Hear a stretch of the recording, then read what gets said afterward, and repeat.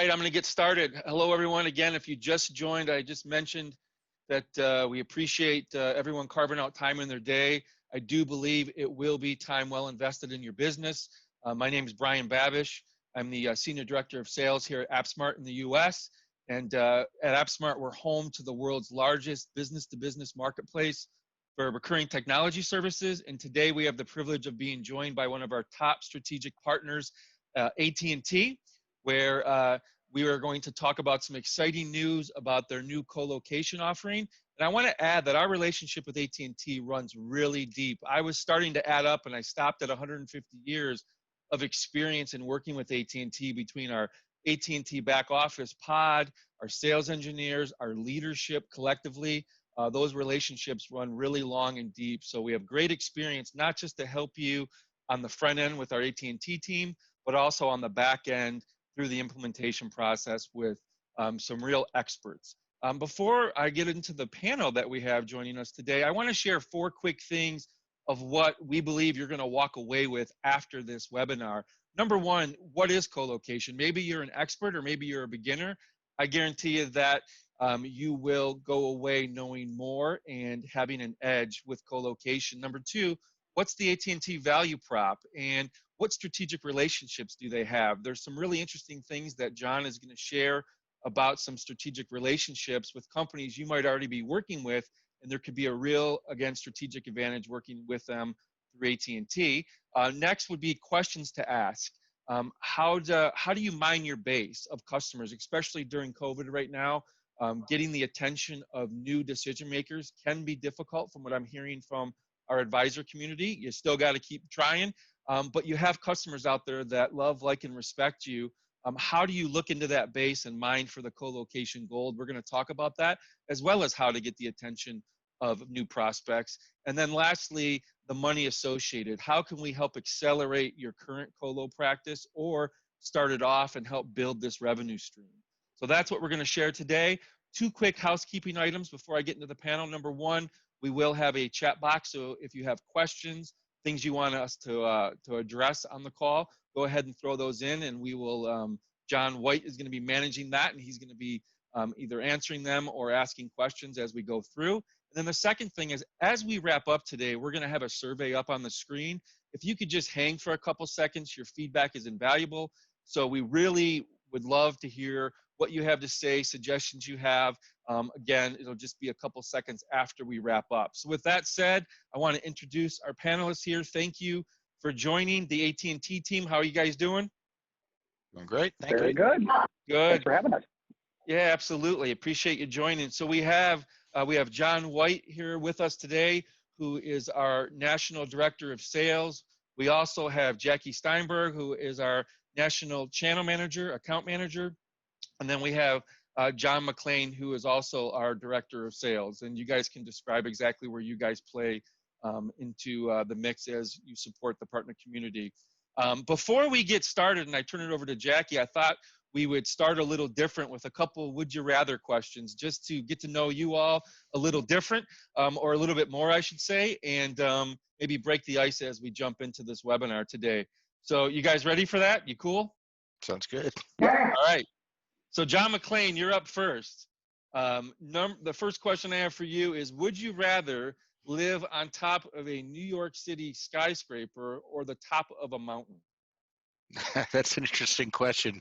I'm a skier, so I love mountains, but I actually just closed on a co-op in Manhattan actually not closed, moved into a co-op in Manhattan last week. So during this whole COVID-19 craziness, somehow I managed to sell my house in New Jersey, buy a co-op in New York, and move there. Oh, wow. That's a very appropriate question. So which one is it then? Is it the... It's got to be the co-op. The co-op? All right, gotcha. It's funny, John and I, we met a few days ago, and I'm like, John McLean, so now that you have the name of the guy from Die Hard, right, from Bruce Willis, and you're living on top of a skyscraper, very unique.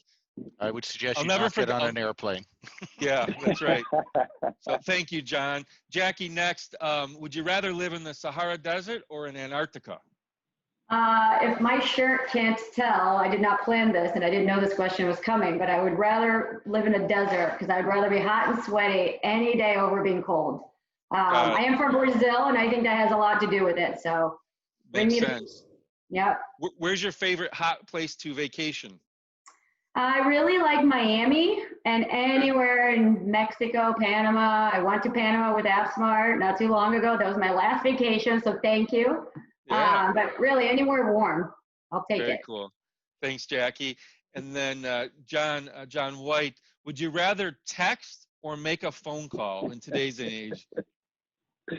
So Brian, I'm old school. I would rather make a phone call. And actually, I'm so old school, I even leave voicemail messages. I was having this debate with my 23-year-old son last night because he refuses to check voicemail. And I continue to leave him voicemails. And he continues to ask me, well, why do people leave voicemails? Why don't you text me? Why are you still calling me? So I'm an old school guy. I prefer to call. I get it. I can appreciate that. The art of leaving a purposeful voicemail is something that is somewhat extinct to some, to your point. But yeah, do you have a favorite app that you use on your phone? What's your go-to? I'm ashamed to admit it's probably Bleacher Report. I'm a sports nut, and and now that there's no sports to talk about, or actually as a Kansas City guy, my Bleacher Report was blowing up earlier this week when Patrick Mahomes signed the $500 million contract. That's a big deal. That's a huge deal. Yep. Very cool. Well, thank you, John. All right, so Jackie, I will throw it over to you to kick things off. All right. Well, thank you for having us. I'm Jackie Steinberg, your National Channel Manager for all of AppSmart and all of your partners. I'm kind of newer at AT&T. I've only been here about 8 months, and I was an outside hire, and AT&T really wanted to get an outsider's perspective on what was working because I was very successful in my past. So AT&T is here and listening. We've had a lot of changes, realignment, which subsequently caused a lot of really good relationship building between our channel managers and your channel managers. And I'm here to support anything and all things AppSmart. But one of my biggest initiatives right now is to relaunch our colocation ecosystem across all our partners. So that is why we're having this call. I'm really excited to have the expert here, John McClain. And with that, we can get started. All right, so we'll start off with some use cases that I think are really appropriate given the time. We'll go a little bit into the cloud vision overview of the ecosystem, some really exciting news around the incentive that we have for yourselves in selling these services, and then a lot about support and the engagement process.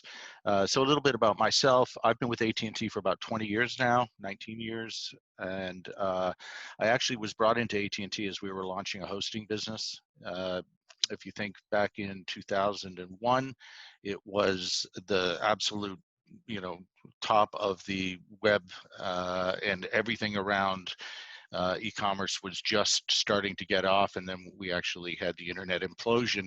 I ended up at AT&T as we were actually building a managed web hosting practice, and I've been with AT&T that time in a variety of positions. Right now, I run the overlay sales specialist team, focused only on colocation services and cloud services. So I'll talk a little bit about that further, but that's a little bit of background on me. So the first thing, if you look at that picture, it may look extremely familiar to you right now, depending on which view you happen to have showing on your monitor.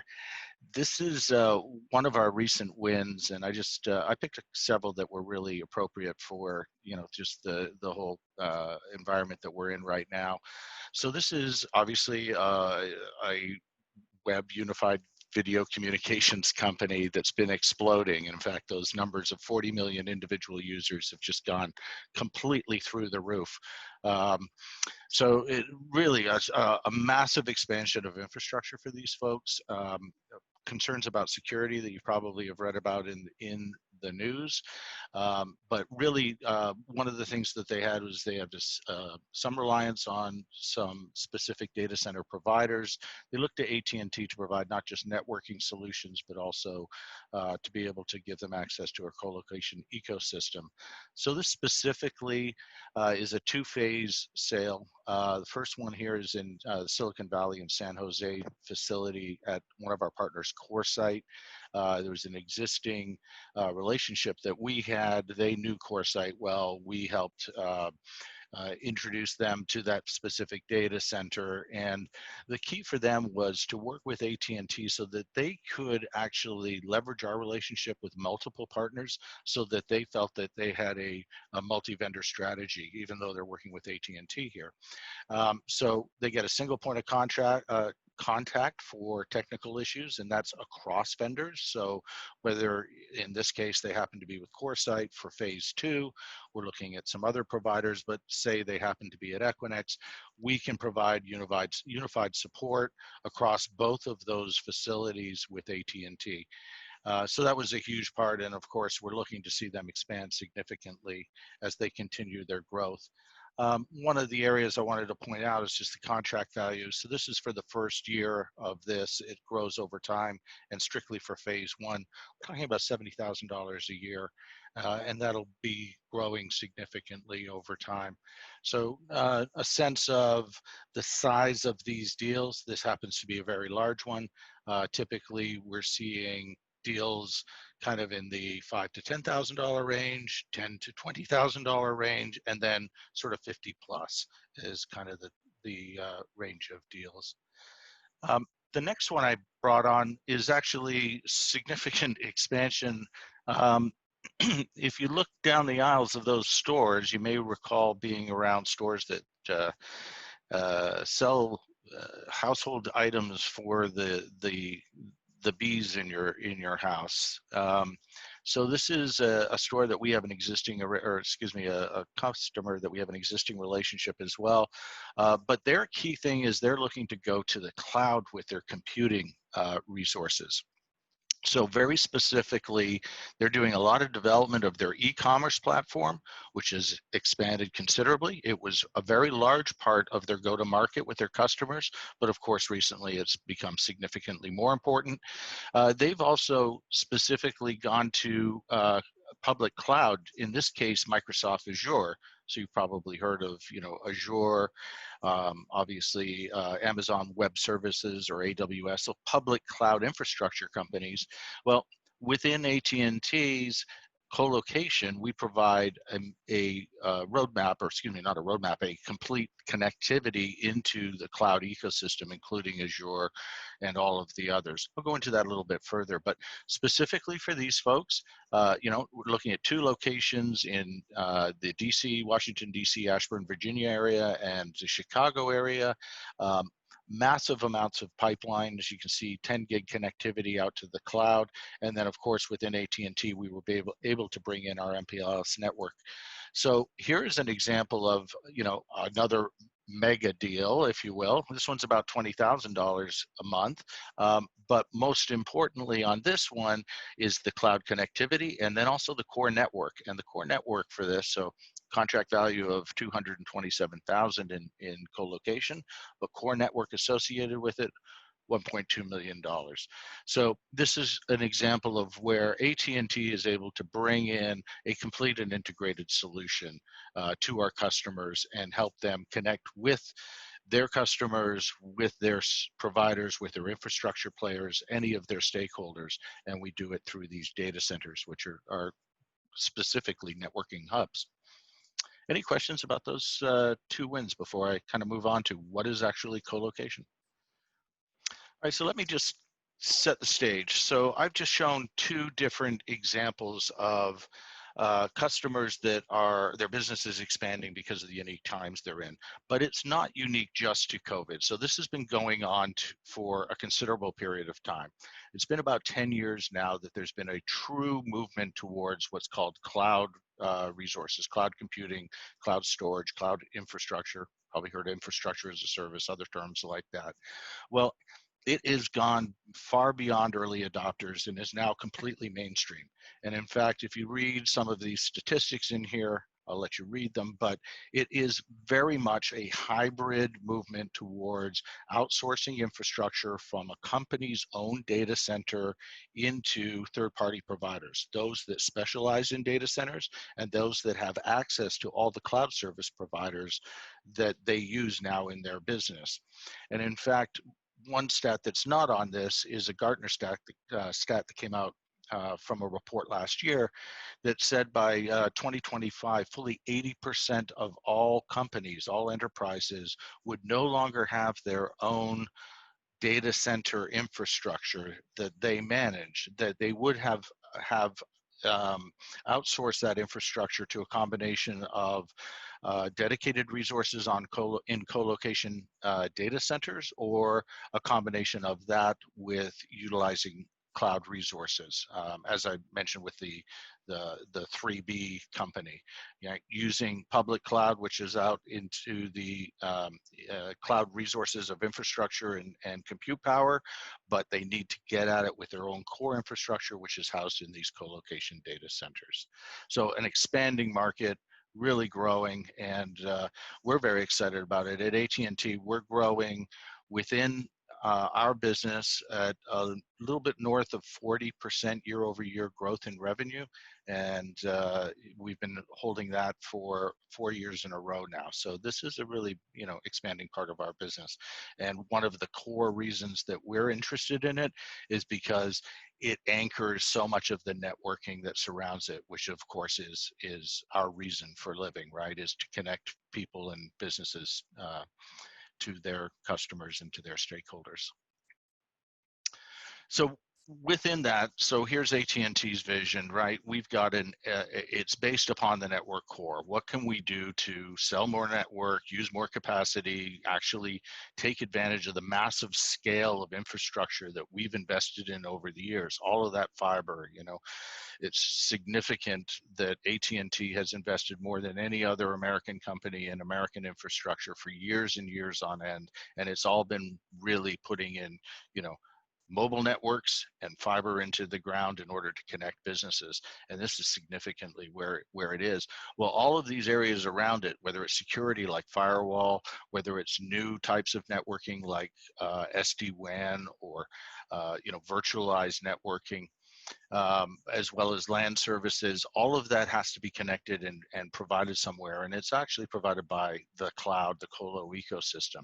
So within this infrastructure, this edge-to-edge vision, AT&T wants to be able to go to a client and say, we, from a networking perspective, whether it's fixed or mobile, whether it's to cloud providers or dedicated infrastructure to your customers, your supply chain, whatever it may be, we can connect you from anywhere to anywhere and obviously enable you to do business.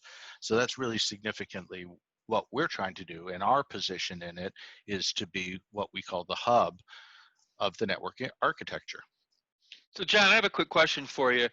We have a few folks on the call today that have a good base of customers, but they've never sold Colo before. So could you even just give maybe like a 30-second cliff note of what that definition is to you, and maybe what it's not as well? Do people sometimes overcomplicate that and they start to think Colo runs into other things and it intimidates them? Can you just break that down for us? Yeah, sure, absolutely. So Colo at its heart is a real estate play. It's space in a data center that a customer can lease and get access to other infrastructure services. So basically, if you talk about a computer room that a small company might have, a closet somewhere with some servers in it, think about that from that to everything that could include a hyperscale compute environment that a gaming company could do. They all need to be kept somewhere. And what these are purpose-built buildings that have all the environmentals, the power, the connectivity, the absolute incredible redundancy and environmentals, all of that to support computer infrastructure. And the computer infrastructure it supports is basically server gear like application servers or web servers, storage, which supports those servers, and networking and security equipment that helps protect those servers and communicate with the outside world. So that's really what a Colo environment is. When you hear about, and I'll show some slides a little bit later on that show how does that connect to what's called the cloud, which is a part of the hosting world, if you will. Well, that's colocation somewhere else. That's what it is, because it's all of it's in a data center. So think about it as just data center space. Yeah, our superstars our superstar sales engineer, George Aldea, explains it like it's leasing an apartment. You open the door, you get the apartment. Sometimes you get the fridge and the electricity. Sometimes you have, it's a la carte. And so I know you're going to walk through like what you get at its basic level and then how you guys can add to that for more of a package. But you're right, it is space. So That's it's not really to be, what it is. yep. What, Thank you. so when you look at it, right, if you look at here on the left side, right, it doesn't matter how you're connecting, whether it's through mobile or branch locations or whatever, they all have to get to a company's application somewhere, and they do that over a network, whether that's located in a central office or a home office, head office for the company, located in a data center hub that may be purposefully owned or outsourced, whatever. They have to get access to those applications. And more often now, those applications are reaching out to cloud applications. So the amount of software as a service over the last few years has incredibly exploded, right? If you look at, Salesforce, for example, is one of the best examples. It's, you don't buy infrastructure, you just rent the service. It's provided as a web application, but that web application is housed somewhere. Where is it housed? It's housed out in the cloud. So to get access to it, to your own core infrastructure services, it needs to connect. These data center hubs, which are colocation data centers, those are the center of all of this. So things come in, things go out, they all meet in the middle at this data center hub. So, what is a data center hub? This is really your question, Brian. It's space, power, and network inside an environment that is highly redundant, highly available, and highly secure. So what does that mean? It means that you can rent that apartment in that co-op or that apartment building. Mm-hmm. You have your own room. That room is fed by air conditioning and power, and not water in this case, but it could be, right? All of the environmentals are shared. However, everything inside that apartment is yours and you own it, and you're the only one who gets access to it. So it's a very secure environment. Now, what's most important about data centers, what's different than a typical apartment, is the data center has not only uninterrupted power sources, but it'll have 2x of them, and it will ensure that there is 99.999, some of them are now up to 8 nines of availability for any of the environmentals. So these are highly available locations. They will not go down. If they do go down, there's so many resilient and redundant backup systems to ensure that basically the application never falls. That the server always has what it needs to be running. Now you can buy either a cabinet, think about that as a closet in an apartment, or you could buy a complete apartment, or you could even buy a complete floor. Each would be just provided to our customers in a unique way, either a cabinet or a locked cage or what have you, and supported individually by the cabinet. So that's really what a data center colocation service is. Now, when you attach that, what else can you add to it? You could add managed services to that. And those can be things like remote hands to go in and turn on, turn off equipment, cross-connect network from one place to another. You could have managed storage. You can have access to cloud service providers. There's a lot of services, concierge type services that can be provided out of the data centers. But at its core, a data center is real estate. It's highly available, specific real estate designed to ensure that servers and networking gear are given the environment they need to always be available. So what is it, part two? It's not just about the space and power.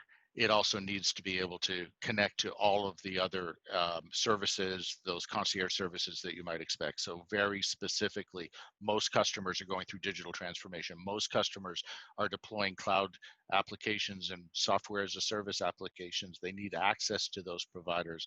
Many are looking at a hybrid environment where they have dedicated applications that they've designed themselves, but they also have to connect and work with other applications that are highly scalable, that are public applications. As anything, we're talking about IT infrastructure, security is always paramount, right? And then, of course, depending on the industry that you're in, you can have really very specific regulations that you need to be able to adhere to. And all of these data centers specifically have SAE, which is an audit to ensure that they are as available as they say they are. But it could also be specific, like payment card PCI for transactions over credit cards, et cetera, HIPAA for healthcare, FedRAMP and FISMA for different federal types of business interactions. So all of the data centers have got that covered as well to ensure that whatever a customer puts in there, they know that it's going to be, and it has been proven and audited to be at the highest level of standard that they could expect. Got it. So again, through some partner conversations, one of them, and I'll just throw it in now and it might steal the thunder of a future slide, but where's the greatest opportunity you're seeing? They were saying, is it with, again, not knowing, not selling it a lot, but with a lot of clients, is it new where it's brand new, they're not doing it today? Is it them needing additional co-location space? Is it moving where you're actually taking them from one to the other? Where's the greatest opportunity, and what would you say to each of them? That's actually a great question, because unlike many other IT services, co-location services are unbelievably sticky. Once somebody moves into a data center, they typically don't leave. So that initial sale in, whether it's a customer that's deciding they no longer want to manage their own data centers, which, by the way, are capital intensive like you wouldn't believe. It's hard to do, it's nobody's core business, and it takes a ton of capital to build that kind of resiliency. So either they're moving from their own data centers and going to an outsourced location. And by the way, it's not just small companies, it includes banks, it includes healthcare companies. It's the companies that you would say they got to keep it themselves. Oftentimes they will keep some of it themselves, but they'll outsource some of it. So it's usually customers that are doing that transition. But here's the beautiful thing is, once you have a customer that is in a data center space, they're not going to leave. It's unbelievably expensive and disruptive to the business to move that server and networking infrastructure and put it physically in a different place. So actually the growth of this business is significant with an existing customer base, right? So once you get a customer in, they will grow and grow and grow. And as you saw, right, phase one versus phase two for the Zoom example, I mean, those things just grow like crazy. Right. So what you're saying is that you're looking for either brand new or someone who needs additional space, but trying to peel them out of where they're at today is probably not the best use of time based on what you're saying. They would have to be so disappointed and with their existing provider to actually pull out and move. And in almost all cases, you know, there's some interesting things we can do to help facilitate that type of transition, but it's tough. It's got to be an expansion, a transition, or a new opportunity. Now, the good news is you can have a customer like the one I just showed, who's got a bunch of infrastructure and a bunch of other data centers, but their business requirements are moving, and maybe they're not in the geography that they want to be in. So maybe they're in the Silicon Valley and they want to have an East Coast presence, and therefore you provide them something in Ashburn, or they need a Midwest presence. So maybe they're expanding and they need a data center in Dallas, what have you. There's lots of reasons why people don't just expand single data centers and actually need new locations around either the country or, quite frankly, the world. A lot of these data center hubs, customer will go in and say, now this is obviously a large customer, but they'll say, I need 2 locations in Asia Pac, I need 2 locations in Europe, and I need 2 locations in the United States. And those can be just networking hubs, or they could be full-blown data center infrastructure. Either way, there's always, or often, there's a need for redundancy in data centers, just as there is redundancy within a data center. So you'll see a lot of opportunities like that. Great. And here's the good news, right? We've got 7 of the largest, best, most highly regarded data center providers. This is the only business that they do, and we work with they work with AT&T, and we've got special terms that we've negotiated with them. We've got the scale. When a customer comes to them, they're obviously now a customer of AT&T as well. So there's a benefit to being part of that larger family or that larger spend, if you will. So we've got some really significant relationships with these companies. And just to read them off, it's Equinix, which is quite frankly the largest one that we do business with. By largest, I mean most of our business is with Equinix. Digital Realty, a fantastic company globally. Evoke is interesting. Those are actually the ex-AT&T data centers. We had 32 data centers. With the amount of capital that was required for them, we sold them off to a real estate company called Brookfield. Brookfield bought them. We now use them as part of our ecosystem. And of course, we've got a lot of customer relationships in there. QTS, Core Exchange, VExchange, or CoreSite and VExchange are others. And then Unicity is very specific to the Chinese market. That's a joint venture that we have specifically to address China. Most importantly, though, what we did, for example, in the second example, where we're now looking at customers, the first one, customers that have multiple providers. So maybe they have Equinix for some, CoreSite for the other. If they come with AT&T, they can get a unified service experience throughout that. And here's the coverage. So if you have a partner really quick that has a customer already on one of those providers, they can come through AT&T for obviously additional business to add on to your point and to grow that? Yes, they can. I do want to be clear that, and it makes perfect sense, right? The partners are not interested in repapering an existing contract on AT&T or with you. That really does not work.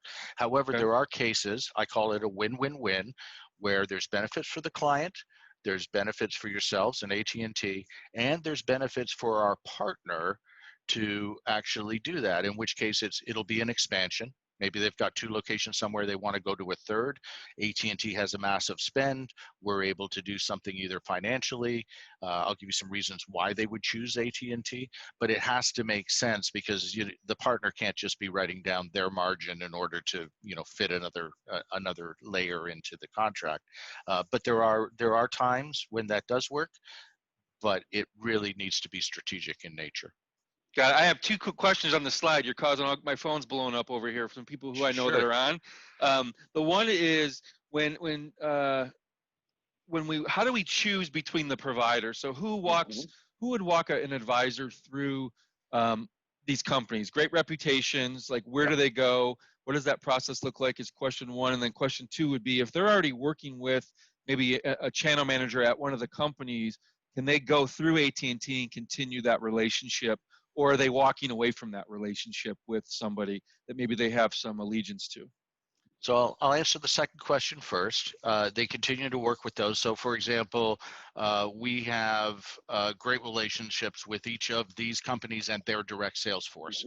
So they don't lose their direct relationship. And in fact, it has to be an incremental add for AT&T to be to provide value to it, right? So no, you don't lose that. You can, with any of these companies, you can be working directly. And as long as you haven't signed a contract, you can say, well, I'd really like to work with AT&T for whatever reasons. And, we can become collaborative to win that solution, right? Typically, and let me jump in. Let me jump in there real quick, John was saying as well. This is John White. Also from a channel perspective, Brian, we collaborate with the channel organizations. For example, the Equinix channel. I work regularly with that channel. So it's collaborative, not only from a channel perspective, but as John was saying, also from a direct sales perspective. So we work very closely with the sales teams, both indirect and direct, from these providers. Got it. Great. And then for the first question is like, who decides? How do you choose? Right. So there's a couple of things. Number one, what AT&T does is I have a team that are specialists. That's all they do, and this team will work with you. Depending on your experience level, your comfort level, whatever it may be, at whatever stage you wish in the initial qualification or in determining, what are the scope and what are the business requirements, whatever it may need, and they will help in determining what makes sense from both a geography as well as a provider perspective.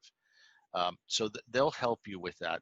I do want to be clear though, one thing that our relationship with these partners is very collaborative, and it's very transparent, but one of the things that it's based upon is a high level of trust. And one of the ways we maintain that is we don't act as data center brokers. And what I mean by that is, if you come to us, somebody on this call, and says, you know, I need a data center in Silicon Valley, and you know, everybody's got a data center in Silicon Valley. We won't come back to you and say, well, here's a quote from Equinix and one from DRT and one from Evoke and one from QTS and one from CoreSite. What we'll say is, can we talk to you about your requirements? What are you trying to do? And depending on the customer's need for their price sensitivity, their need for connectivity to various cloud service providers, their specific requirements for existing infrastructure that they have, whatever may go into it, we'll say, okay, then we are going to work with, pick a provider, and we will drill down into providing a very firm and specific quote on that provider. At the high end, if you're before all of that stuff and you're just looking for some judgment, then my team will come in and say, look, here's your options. And we would say, okay, in this case, Equinix is going to be more expensive, but they've got great cloud connectivity and it's a super center, and it may be worth it. However, this other provider has these other attributes. What do you think? Mr. Client, what do you think? What's most important to you? But we won't actually provide a direct, firm quote for multiple providers for any specific opportunity. We will select somebody and we will work with them. Got it. And we will select sometimes two companies for two different geographies for, you know, a single opportunity. That's also something that often customers appreciate that we can do. Yeah, so John, as we have not a crazy amount of time left, we're going to get this out to everybody, but I want to make sure that we cover some questions today of how the advisors out there can identify and what maybe as they're making the phone calls in their base, what they could be looking for. So if we could make sure we cover a few of those before we wrap today. Absolutely. Great. No question at all. So I just wanted to just give you a snapshot. You know, a lot of these pictures, these logos that you'll see on the right are, you know, they're ubiquitous out there now. And these data center hubs connect to truly, it's thousands of cloud applications. And it depends on what data center, and that's where the expertise and the knowledge of what is supported in which data center out of which geography all comes into it. But this is specifically what customers are trying to do. For the most part, they're trying to connect themselves to cloud applications and to networking services. So the data center hubs give them that access. I do want to try and pick it up a little bit. So why do they buy through AT&T as opposed to going directly to QTS, for example? Well, one of the key things we do, and I mentioned it before, is we provide a solution, right? Each of these data centers are already pre-built with AT&T network in them. We can sell any type of networking that AT&T provides into these data centers and support them with a complete surround solution. And of course, as we build those solutions, then there are economies that can be provided as far as pricing, et cetera. So it's a network value and a solution sale.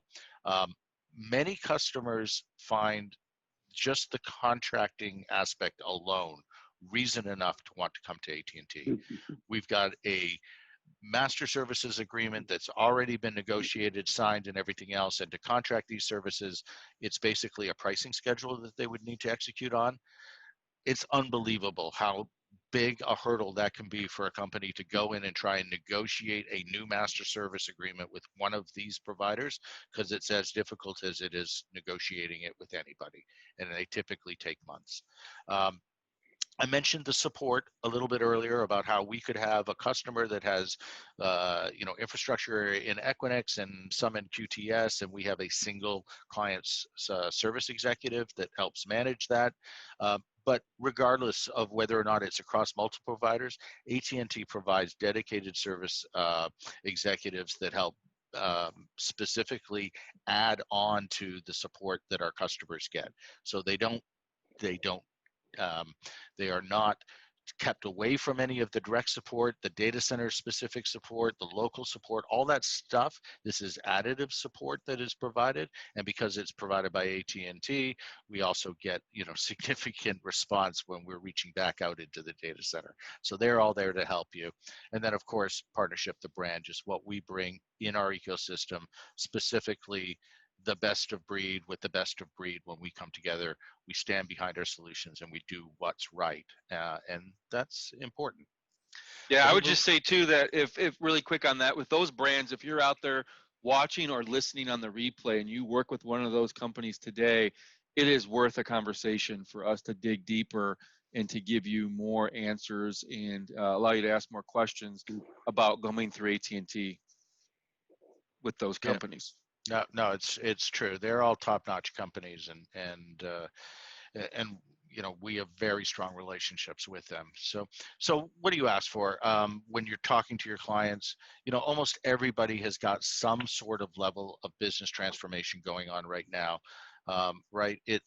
Digital transformation is probably the buzzword of 2020, and all of it is focused on data center services. So what is usually happening? It's a move to the cloud. It's either a move to the an application specific, or a move from the core infrastructure out to the cloud, or security out to the cloud, or network out to the cloud, or something out to the cloud. Everybody is doing it. So what's their strategy? What are they doing? What are they trying to look for? Who are they trying to connect to? All these different questions just around what is occurring with your cloud strategy and your digital transformation strategy. They're all going to somehow uncover data center activity. It just will happen. Obviously, areas where there's transformation around mergers, acquisitions, consolidations, things like that. Any big change in a company, if there's data center infrastructure needs to be split, or it needs to be replicated, or something needs to happen. But anytime there's that type of movement, the IT systems somehow have to be impacted. Obviously, internal IT is unbelievably expensive. It's very hard skill set to keep, and it's nobody's core business, right? Anybody that's in business that isn't a networking company or a data center company, it's not their core business to run a network or a data center. That is what supports the applications that support their businesses. So from that perspective, go to somebody who does it right, does it more effectively, more cost efficiently, and quite frankly, at a much higher availability level than anyone could achieve on their own.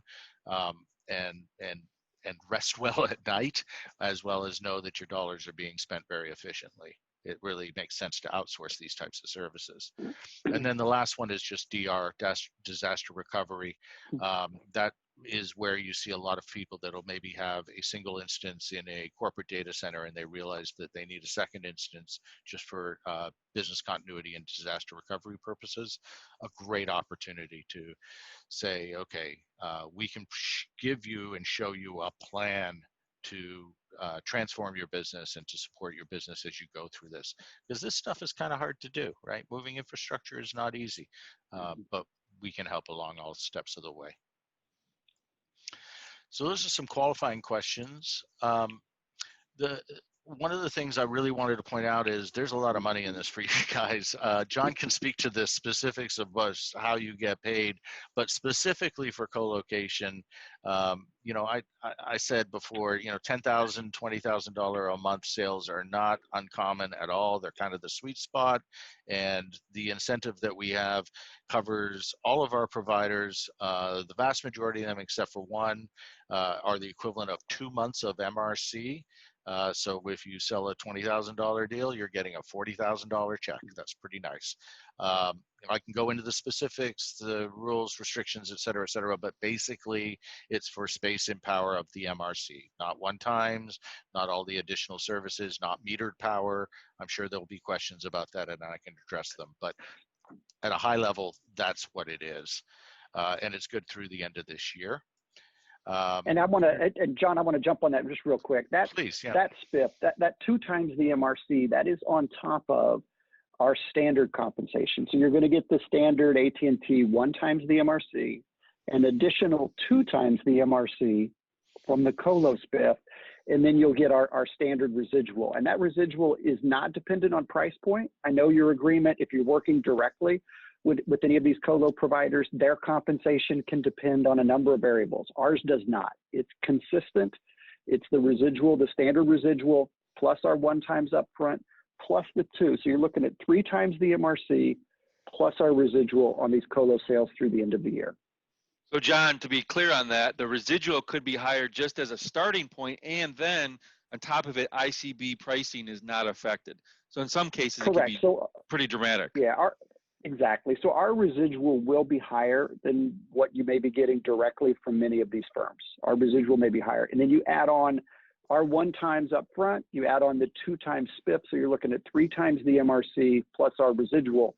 And again, residual is not dependent on price point. I know, for example, one of the larger ones, their residual is going to vary based on the price point. That's huge. Thank you. So I often get asked, why are we overpaying for this? Why are we doing this? And, John McLean said it earlier, it's the pull-through services, right? These co-location services become the very sticky hub of everything the customer's doing. And we understand that. And we want all of the services, whether it's the connection to the cloud provider, it's the circuits coming into the data center. We want all of the services that are connected to the data center applications. And we're going to overpay to try to get it. So how can we help? This is my team. They're all US based around the country. You see where they are basically. And they do nothing but support you in selling colocation solutions.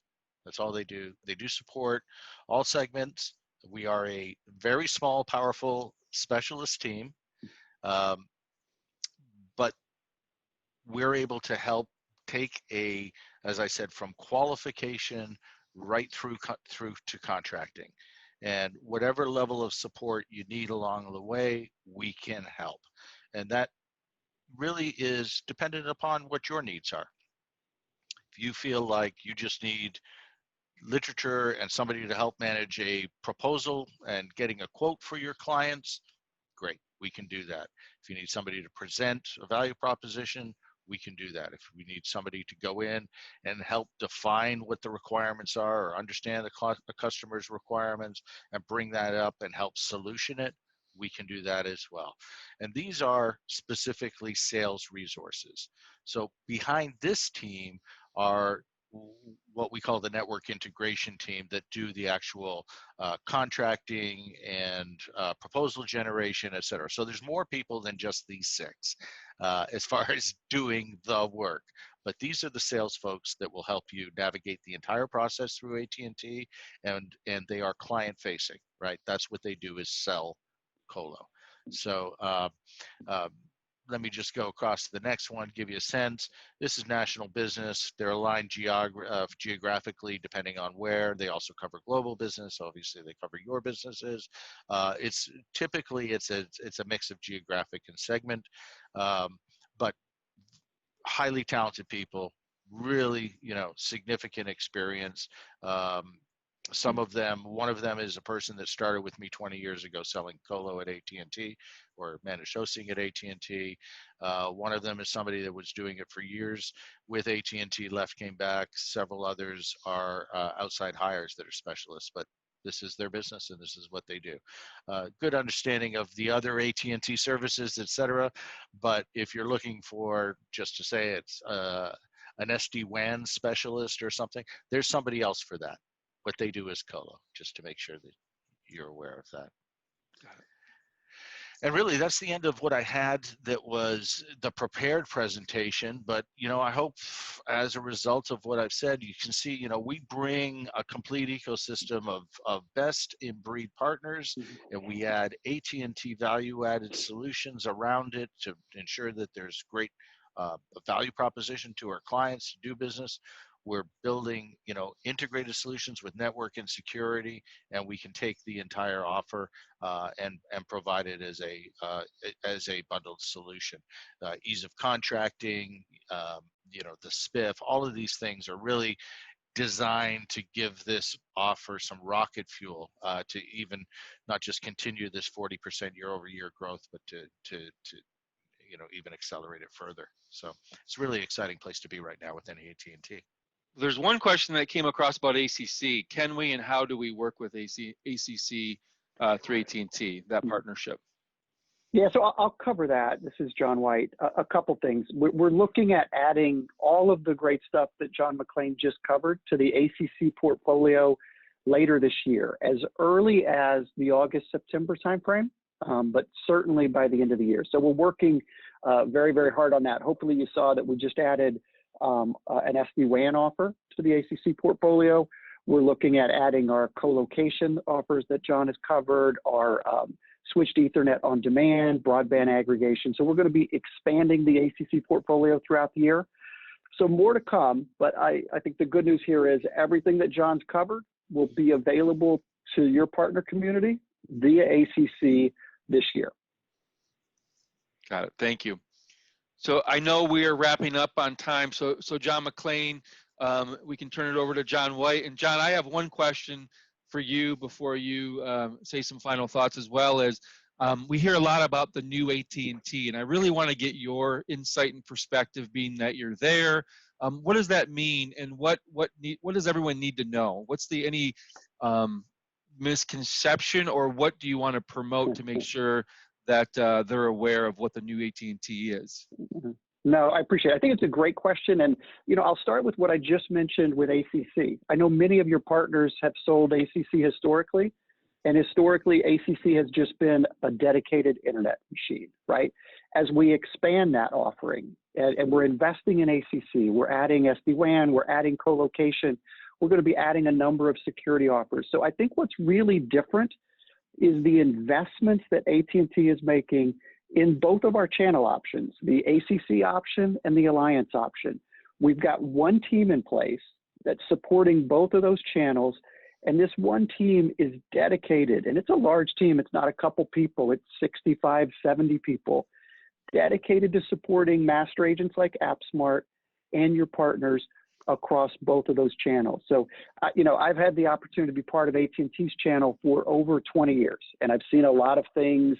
We dip our foot in, we come out, we focus, we defocus.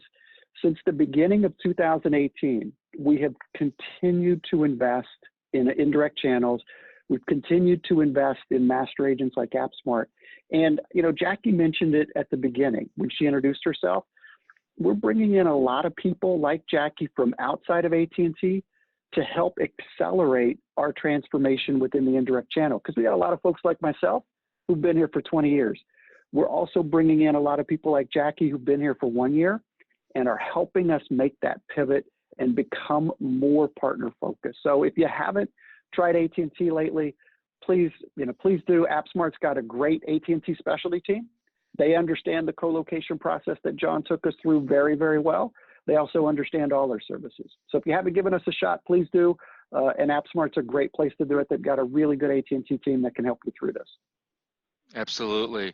Well, thank you both, John McClain, John White, and Jackie for joining today, sharing all the information. John McClain, appreciate it. It's been incredibly insightful. To all of you that joined today, thank you again for investing your time into this conversation today. If you're listening as well on a replay, what we want to do is to have you reach out. Our teams collectively stand ready to help, to do a strategy session, to dig in, and to help point you in the right direction and arm you with what you need to help go down the path in the sales process with your existing clients as well as your prospects. So again, we stand ready. Reach out to us. We'd love to hear from you. And again, please stay on right after I wrap up in a second to do the survey. It would be really, we'd be really appreciative of that. So again, thank you everybody. Thanks to the team at AT&T as well as everyone who joined. Have a great rest of your day, and we will talk to you soon. Bye-bye.